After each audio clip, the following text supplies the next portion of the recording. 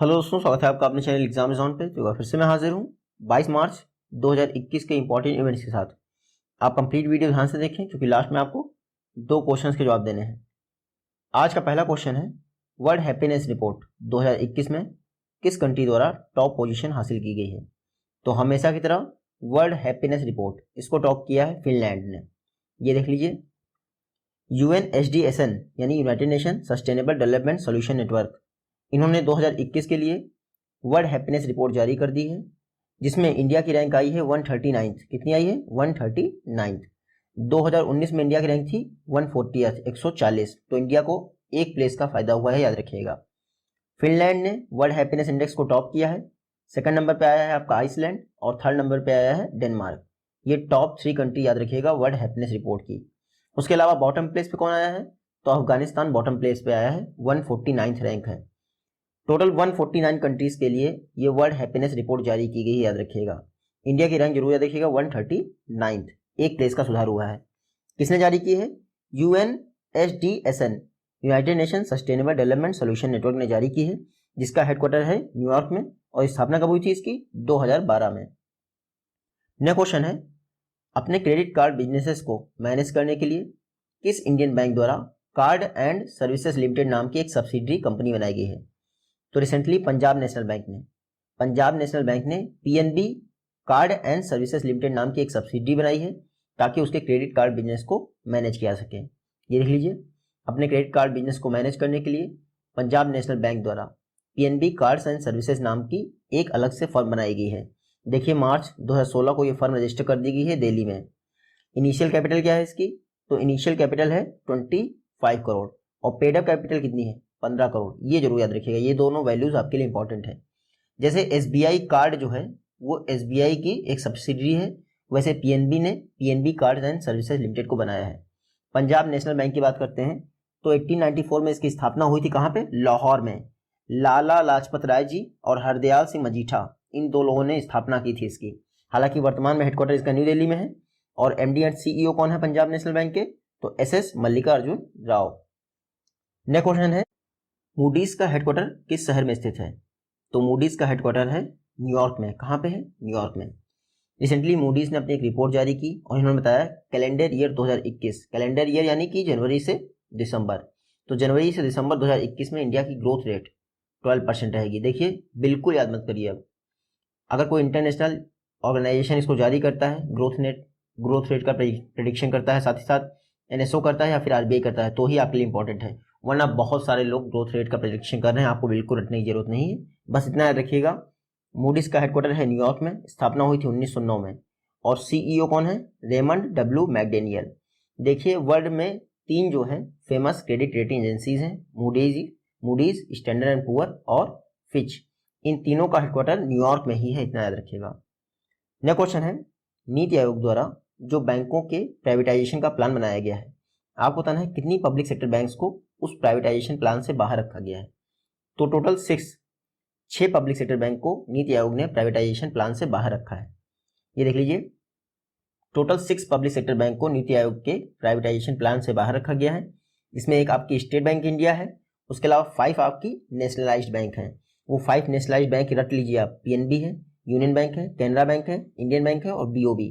ये 5 nationalised bank हैं plus SBI।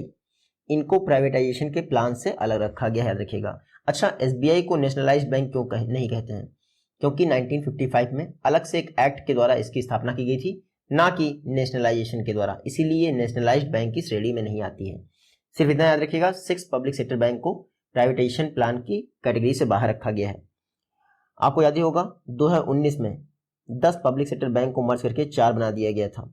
और इससे क्या हुआ था, जो पब्लिक सेक्टर बैंक इंडिया में थी 27, वो घटकर रह गई थी 12। इतना याद रखिएगा। नीति आयोग की बात करें तो 2015 में स्थापना हुई थी योजना आयोग की जगह। इसके चेयरपर्सन हमेशा प्राइम मिनिस्टर होते हैं, जो कि वर्तमान में नरेंद्र मोदी जी हैं। वाइस चेयरपर्सन कौन है? राजीव कुमार। और CEO कौन है? अमिताभ कांत। लेकिन नीति आयोग में 5 परमानेंट मेंबर होते हैं, ये जरूर याद रखिएगा। नेक्स्ट क्वेश्चन है, एक यूनिवर्सल हेल्थ स्कीम है मुख्यमंत्री चिरंजीवी योजना, किस स्टेट गवर्नमेंट ने लॉन्च की है? तो मुख्यमंत्री चिरंजीवी योजना, इसको राजस्थान गवर्नमेंट ने लॉन्च किया है। किसने? राजस्थान गवर्नमेंट ने। ये देख लीजिए, राजस्थान के जो चीफ मिनिस्टर है अशोक गहलोत, इनके द्वारा मुख्यमंत्री चिरंजीवी योजना लॉन्च की गई है। पर्पस क्या है? यूनिवर्सल हेल्थ कवरेज प्रोवाइड करना राजस्थान में।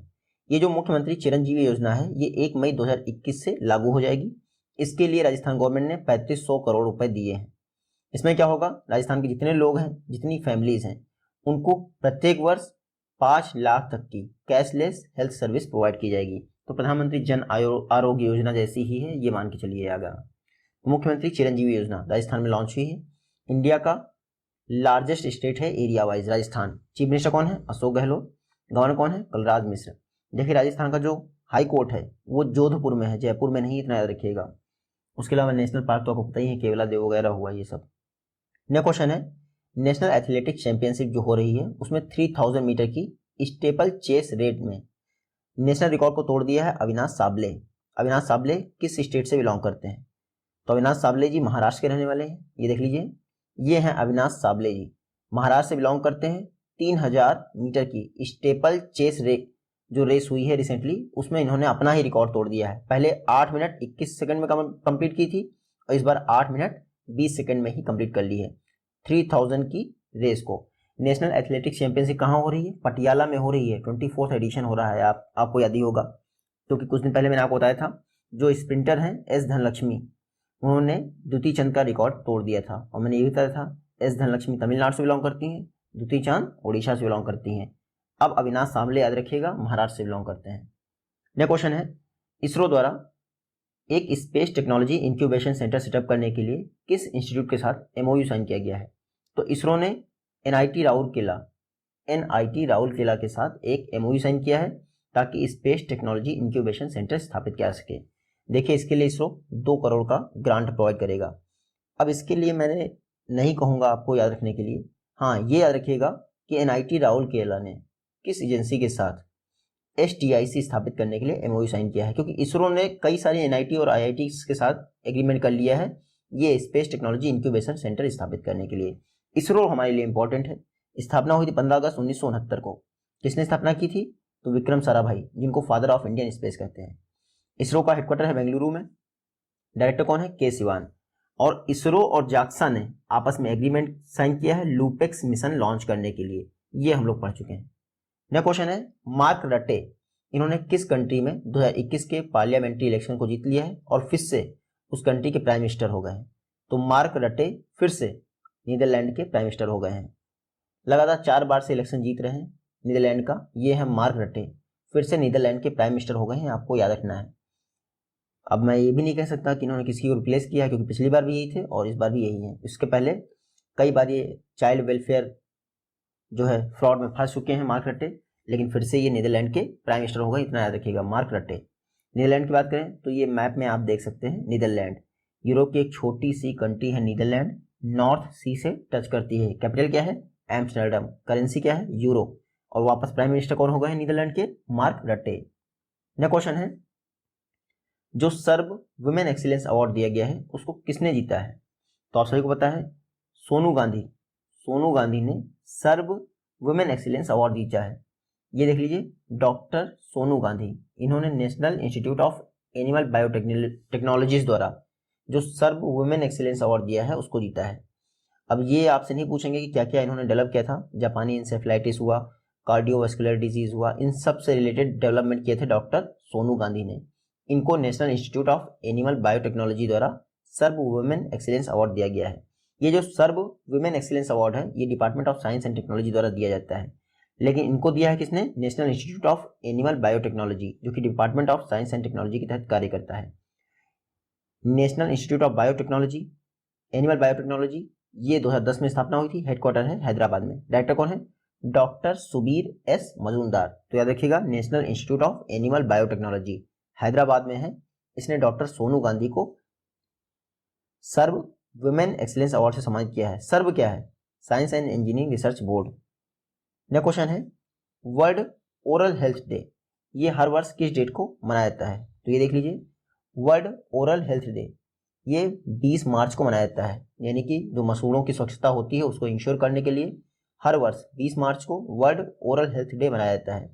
3 वर्षों के लिए इसका थीम क्या है, 3 वर्षों के लिए यानी 2021 से लेकर 2023 तक के लिए इसका थीम है be proud of your mouth. ये थीम याद रखिएगा, काफी इजी है, be proud of your mouth, world oral day का थीम है। इसको कौन मनाता है?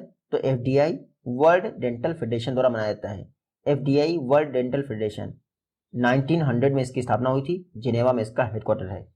तो वर्ल्ड ओरल हेल्थ डे 20 मार्च। नेक्स्ट क्वेश्चन है सामिया सुलूहू हसन, ये किस अफ्रीकन कंट्री की फर्स्ट फीमेल प्रेसिडेंट हो गई हैं या फिर लीडर हो गई हैं? तो कुछ दिन मैंने पहले आपको पढ़ाया था, मगुफुली का निधन हो गया ना, तंजानिया के प्रेसिडेंट थे, मैंने आपको पढ़ाया था ना, याद होगा आपको। तो उन्हीं को रिप्लेस कर दिया है सामिया सुलूहू हसन, ये तंजानिया की नई प्रेसिडेंट बन गई हैं और किसी भी अफ्रीकन कंट्री की फर्स्ट वुमेन लीडर हैं, इसलिए सबसे ज़्यादा इंपॉर्टेंट हो जाता है। ये है सामिया सुलूहू हसन, ये तंजानिया की नई प्रेसिडेंट बन गई है, बस इतना याद रखिएगा। और ये तंजानिया की 6वीं प्रेसिडेंट हैं। तंजानिया ईस्ट अफ्रीका की एक कंट्री है। रिसेंटली यहाँ के फॉर्मर जो प्रेसिडेंट थे मगुफुली, उनका निधन हो गया था, तो उनको रिप्लेस किया है सामिया सुलूहू हसन। किसी भी अफ्रीकन कंट्री की फर्स्ट फीमेल लीडर है, इसीलिए बहुत इंपॉर्टेंट हो जाता है।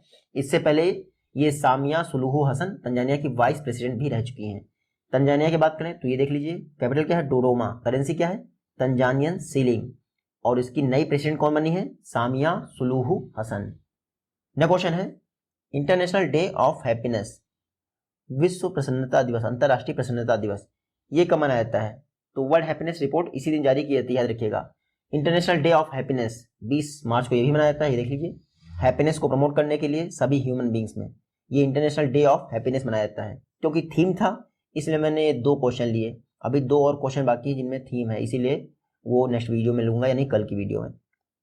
इस बार इंटरनेशनल डे ऑफ हैप्पीनेस का थीम क्या है? Keep calm, stay wise, be kind, ये थीम याद रखिएगा। 2013 में पहली बार वर्ल्ड हैप्पीनेस डे मनाया गया था, इंटरनेशनल हैप्पीनेस डे मनाया गया था। कौन मनाता है? तो यूएन जनरल असेंबली इसको मनाता है। 1945 में यूएन जनरल असेंबली की स्थापना हुई थी, न्यूयॉर्क में उसका हेडक्वार्टर है, आपको पता ही है। और कुछ समय पहले ही नए प्रेसिडेंट कौन बने थे?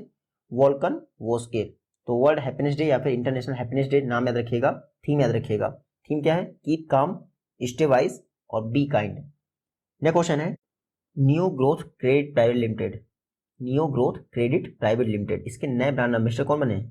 तो आंजिक Rahane ji new growth credit private limited के ब्रांड एम्बेसडर बने हैं। ये देख लीजिए, आंजिक रहाणे ये new growth credit private limited के नए ब्रांड एम्बेसडर बन गए हैं। देखिए, जो न्यू ग्रोथ है ये मोस्टली स्मॉल लेंडर्स को ही लोन देने की कोशिश करता है। न्यू ग्रोथ एक नॉन बैंकिंग फाइनेंशियल कंपनी है, 2013 में स्थापना की गई थी। इसके नए ब्रांड एम्बेसडर बने हैं आंजिक के रहाणे। देखिए, न्यू ग्रोथ का एक कैंपेन है कीपिंग इट स्माइल, ये कैंपेन नाम याद रखिएगा, कीपिंग इट स्माइल, ये न्यू ग्रोथ का कैंपेन है। स्मॉल बिजनेसेस को लोन दिया जाता है इसके तहत। और न्यू ग्रोथ के नए ब्रांड एम्बेसडर बने हैं आंजिक के रहाणे। नेक्स्ट क्वेश्चन है माल न्यूट्रिशन यानी कुपोषण को टैकल करने के लिए समर कैंपेन किसने लॉन्च किया है? तो झारखंड गवर्नमेंट द्वारा समर कैंपेन लॉन्च किया गया है माल न्यूट्रिशन को टैकल करने के लिए। देख लीजिए, झारखंड गवर्नमेंट द्वारा समर कैंपेन लॉन्च किया गया है माल न्यूट्रिशन को कवर करने के लिए।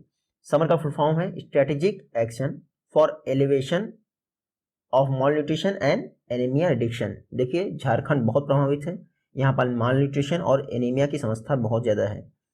जो नेशनल फैमिली हेल्थ सर्वे 4 का डाटा आया था, उसमें बताया गया था कि झारखंड के 70% जो बच्चे हैं वो माल न्यूट्रिशन यानी एनीमिया से प्रभावित हैं। ये देख लीजिए, ये है आपका झारखंड। कैपिटल तो आपको पता ही होगा क्योंकि महेंद्र सिंह धोनी यहीं से बिलोंग करते थे। हालांकि chief minister Hemant Soren, governor कौन है? द्रौपदी मुर्मू।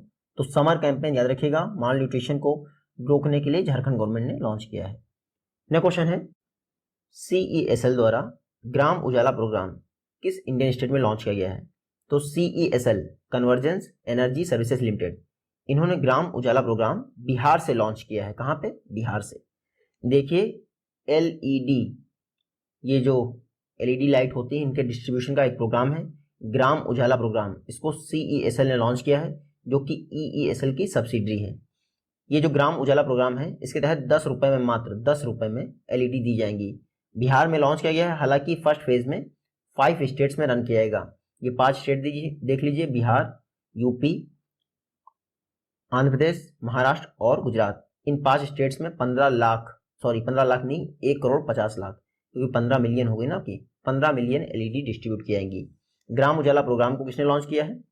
जो RK सिंह जी हैं उनके द्वारा लॉन्च किया गया है बिहार में। तो ग्राम उजाला प्रोग्राम LED दी जाएंगी 10 रुपये पर LED। किसका प्रोग्राम है? CESL का, जो कि EESL की सब्सिडी है। EESL की बात करें 2009 में स्थापना की गई थी इसकी। 100% गवर्नमेंट और कंपनी है, 4 कंपनीज ने मिलकर इसको बनाया था, NTPC, power finance corporation, REC limited और पावर ग्रिड कॉर्पोरेशन लिमिटेड। हालांकि अब तो 3 ही बची हैं क्योंकि REC का विलय हो गया, आपको पता ही है। नेक्स्ट क्वेश्चन है, IIT बॉम्बे ने एक बस बनाई है, एनर्जी स्वराज यात्रा बस। ये किसने लॉन्च की है? तो रमेश पोखरियाल निशंक, जो कि हमारे एजुकेशन मिनिस्टर हैं, रमेश पोखरियाल निशंक। इन्होंने एनर्जी स्वराज बस को लॉन्च कर दिया है, जिसको IIT बॉम्बे ने बनाया है। तो आपको ये भी याद रखना है कि स्वराज यात्रा बस किसने बनाई है? IIT बॉम्बे में बनाई है। देखिए, जो निवासी हैं महाराष्ट्र के मुंबई के, खासकर उनके लिए बस बनाई गई है। 100% सोलर एनर्जी पे काम करती है एनर्जी स्वराज यात्रा बस। 3.2 किलोवाट का सोलर पैनल इसमें लगे हैं। 6 किलोवाट पर आवर, यानी कि 6 यूनिट तक की जो इलेक्ट्रिसिटी होती है उसके स्टोरेज के साथ।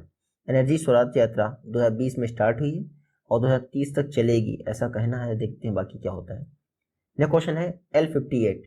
ये इंडियन नेवी का 8वां और आखिरी landing craft utility mark 4 class ship है। इसको कहाँ कमीशन किया गया है? तो L-58 इसको कमीशन किया गया है अंडमान एंड निकोबार पे। ये देख लीजिए, इंडियन नेवी का 8वां और last landing craft utility ship L-58, नाम याद रखिएगा, लैंडिंग क्राफ्ट यूटिलिटी, LCU कहते हैं ना, L-58। इसको अंडमान एंड निकोबार आइलैंड में रिसेंटली कमीशन कर लिया गया है। लैंडिंग क्राफ्ट यूटिलिटी मतलब देखिए, इस पर बड़े बड़े टैंकर ले जाए जाते हैं और वहाँ पे उतार दिया जाता है, इसीलिए लैंडिंग क्राफ्ट यूटिलिटी हो गया। महाराष्ट्र बोल रहा हूँ मैं, अंडमान निकोबार के पोर्ट ब्लेयर में इसको रिसेंटली कमीशन किया गया है L-58। ये 8वां है इस सीरीज का, तो मार्क 4 क्लास का ये 8वां शिप है, इतना याद रखिएगा। बनाया किसने है? GRSE लिमिटेड, यानी कि garden reach ship builders and engineers limited ने कोलकाता में बनाया है। सबसे इंपॉर्टेंट है आपके GRSE, 1884 में स्थापना हुई थी। CMD कौन है? विपिन कुमार सक्सेना। ये मार्क 4 जो लैंडिंग क्राफ्ट यूटिलिटी है, इसको मैरीटाइम रोल्स के लिए और साथ ही साथ एम्फीबियन कैपेबिलिटीज के लिए जो है इनेबल किया जा सकता है, डिप्लॉय किया जा सकता है। एम्फीबियन क्या होते हैं? जो जमीन पे और पानी पे दोनों पे चल सकते हैं ना, वही एम्फीबियन होते हैं। नेक्स्ट क्वेश्चन है, एक 7 वर्ष के बालक हैं विराट चंद्र, ये वर्ल्ड के यंगेस्ट पर्सन हो गए हैं जिन्होंने माउंट किलिमंजारो पे चढ़ाई कर ली है। आपको बताना है किस इंडियन स्टेट से बिलोंग करते हैं। तो ये देख लीजिए, विराट चंद्रा, ये कहाँ से बिलोंग करते हैं? हैदराबाद, यानी कि तेलंगाना से बिलोंग करते हैं। हालांकि अभी तो ज्वाइंट कैपिटल है आंध्र प्रदेश के बाद, लेकिन याद रखिएगा हैदराबाद से बिलोंग करते हैं। सिटी याद रखिएगा, क्या नाम है? विराट चंद्रा। मात्र 7 वर्ष के हैं और माउंट किलिमंजारो पर चढ़ाई कर ली है। माउंट किलिमंजारो एशिया का हाईएस्ट माउंटेन है। कहाँ पे है? तंजानिया में, आपको याद ही होगा। ये हैं आपके विराट चंद्रा, 7 वर्ष के हैं, हैदराबाद से बिलोंग करते हैं, माउंट किलिमंजारो पे चढ़ाई कर ली है। कुछ समय पहले ही आंध्र प्रदेश की एक बालिका थी, कडपला ऋत्विका श्री, इन्होंने माउंट किलिमंजारो पे चढ़ाई की थी और ये एशिया की 2nd गर्ल हो गई थी जिन्होंने माउंट किलिमंजारो पे चढ़ाई की थी। 9 ईयर की थी। तो ये दोनों याद रखिएगा, खास करके ये जो बालिका जी हैं, कडपला ऋत्विका और श्री, ये आंध्र प्रदेश से बिलोंग करती थी। इन्होंने भी माउंट किलिमंजारो पे ही चढ़ाई की थी। तो विराट चंद्रा और आपकी ऋत्विका श्री, दोनों का नाम रखिएगा। माउंट किलिमंजारो अफ्रीका की हाईएस्ट पीक है।